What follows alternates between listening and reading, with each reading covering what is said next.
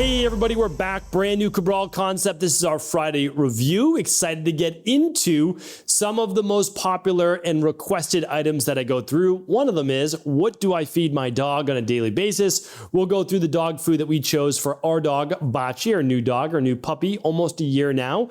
I'll also go through some brand new research for you. I want to share this with you on the exact minimum amount of sleep that you can get if you're looking to transform your body. So pretty good research on that. I wanted to share that with you. I've got another research study on an everyday lifestyle-based, we'll call it modality, not a treatment, but a modality that can cut your chance of lowering your risk for Alzheimer's by 65%. So we'll go over that big one. Then I have an interesting one that goes over what parts of the United States, you can definitely search this for the world, has the highest potential contamination of what are called forever chemicals. Now, if you've never heard about forever chemicals, we'll touch on that today, but I have a whole podcast and I'll share that with you in the show notes today as well. So let's dive right into the show. All the show notes, all the big takeaways can be found at stephencabral.com/3143. That's stephencabral.com/3143. All right, before we dive into it, I want to share with you that if you don't already know and you haven't gotten a ticket for our live event happening this year, I don't want you to miss it. Meet myself, meet my team, plus 16 expert speakers. That means you're going to hear from the very best in the world on health and AI, on what really are the benefits of some of these newer based treatments. You're going to learn about the new roadmap to health that takes you from A to Z on what you need to do for healing. You're going to hear about all the inside science on meditations, mindsets, different types of other healing-based modalities that you won't hear anywhere else. So we literally have some of the best speakers in the world, and over 2 days, you're going to be able to walk our exhibitor-based floor, over 20 different exhibitors with live interactive based events. You'll be able to test out the Vemi beds. You'll be able to test out 2 different types of PMF mats. We've got infrared, we've got sauna, we've got all sorts of great things. You're going to be able to put it all to the test for you. So definitely check it out. Simply head on over to rhsevent.com. Head on over to today, rhsevent.com. Don't miss it and get your $100 discount by using Cabral 100 before ticket prices increase this month. All right. Podcast recap for the week was episode 3139, was focusing on what is in your control. This is so important because oftentimes we can get anxious and overwhelmed by everything that isn't in our control. So what can we focus on? I go over that on that show on Monday.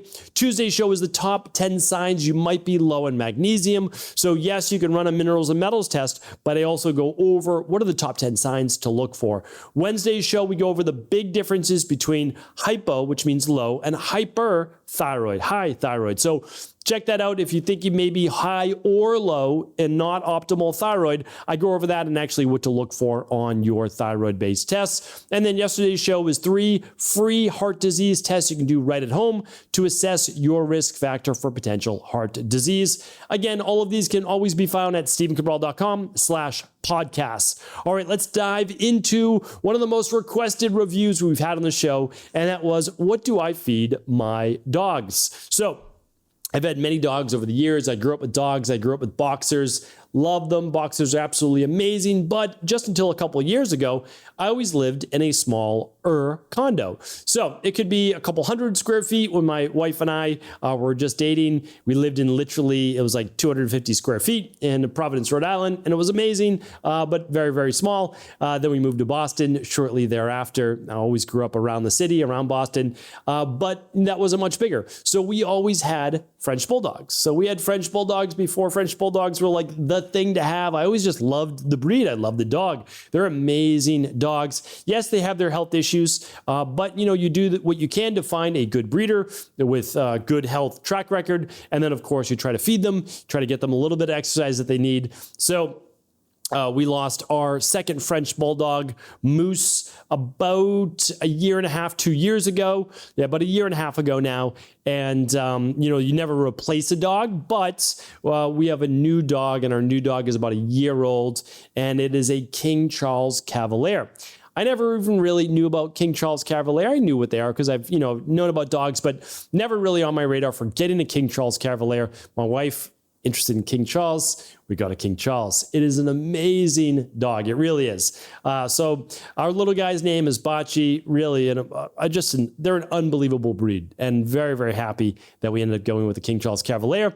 And so we've tried a lot of different foods over the past year while Bocce was growing up. And here's one of the things, though, about King Charles is that their digestive system is a little bit less, we'll put it this way, rock solid, right? So a French Bulldog, they can pretty much eat whatever. I mean, they're rock solid stomachs. They don't usually get any loose stool, diarrhea, anything like that. Cavaliers, not so much. They have a little bit of a more queasy stomach, and so we've been testing out certain foods. Here's what we found. A bunch of different brands, some worked, some didn't work. You have to be slow to introduce new food, so we were doing all that. I've got a holistic vet. That's great. We've chatted with a bunch of holistic vets as well, especially colleagues of mine. And so one of the things that we noticed, though, is that he wasn't growing as quickly as he should be, truthfully. And what happened was the straight raw food that we were giving him was not enough to satiate him.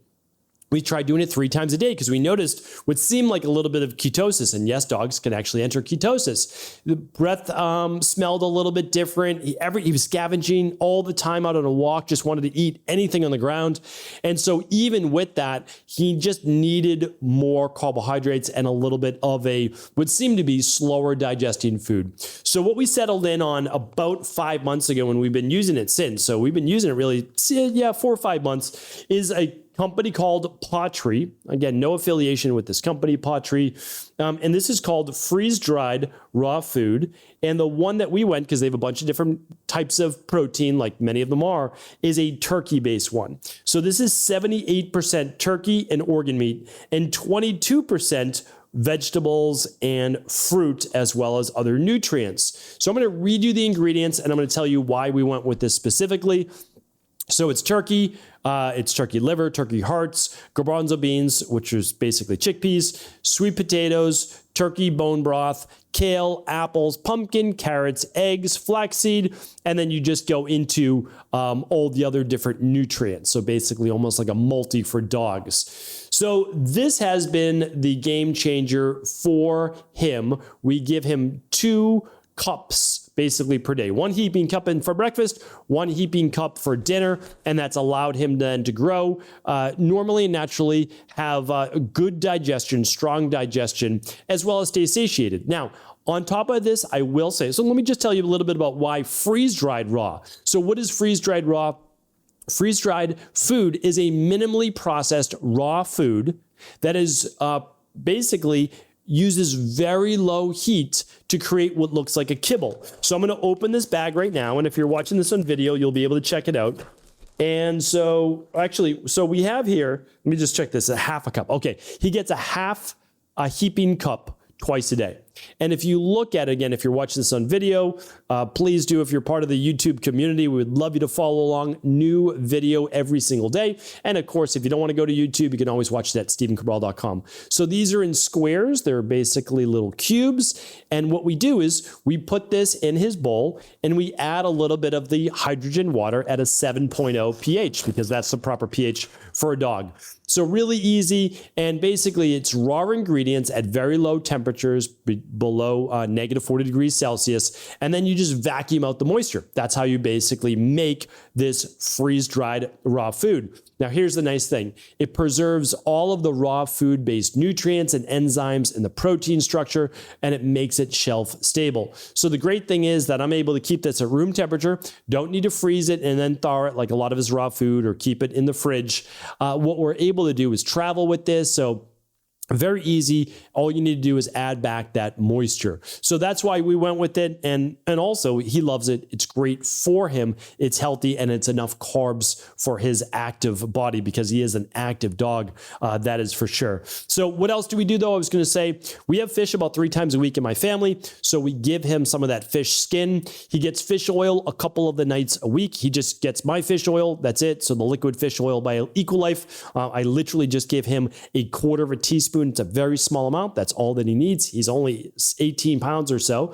And what else can I say? He gets a couple raspberries or wild blueberries on his food in the morning. And then I give him a little bit of the goat and sheep milk yogurt.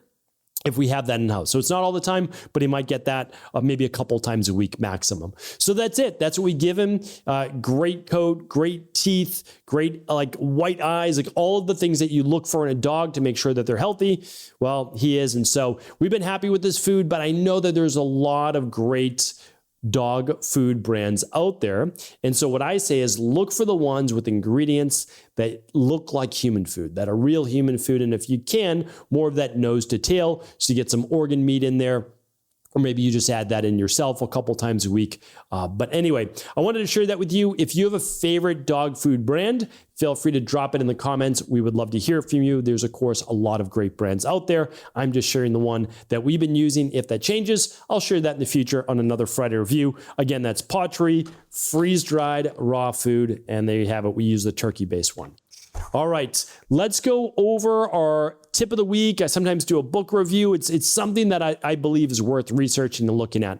So I'm going to link up 2 maps for you here today, as well as a previous podcast on these fluorinated chemicals, these PFAS, also called forever chemicals. Now, they are in Teflon pans, non-stick. They're in flame retardant. They come off of industrial-based plants. They come from military-based bases. What I'm going to do is I'm going to link up my previous podcast on forever chemicals. I'm going to link up a map of military bases that are notorious. So over 700 military bases that are notorious for runoff, discharge from these forever chemicals, seeing if you're near one, as well as PFAS contamination areas. Now, when I link to these, it's really impressive. So I'm going to go over them now, but I would love you, of course, just to head on over to stephencabral.com/3143. All of this is obviously completely free, because when I look at all of the different military bases around the U.S. and also suspected military bases that the Environmental Working Group, it's a nonprofit, puts out, you can see that they are spread all over the United States. So the only state that has the least amount is Wyoming with 2. That's all I can count there. The rest of the states probably have a half a dozen or more. You can check to see if you are close to one. So that's one map, because if you're around those bases, keep in mind, there may be a discharge. There's suspected discharges of these PFAS, because on the next map I'm going to give you, it's a heat map for forever chemicals that basically get into our water and our soil, which is why it's so important that we use a good quality water filter. All my favorite brands are at stephencabral.com/resources. You can do your due diligence, but you'll see exactly what I use in my family. Now, here's the crazy thing about the PFAS contamination map in the United States. It is essentially the coast. So you're looking all the way down from almost up to Vancouver, obviously in the US, all the way down to San Diego. And on the East Coast, you're looking at mid-Maine, all the way down to Miami. And that the coasts are absolutely contaminated. That's a big one. But I also wanted to share with you a lot of Texas, as well as all around the Great Lakes in the United States. Now, what isn't as affected by PFAS? Montana, Idaho, Wyoming, North Dakota, South Dakota, and Nebraska.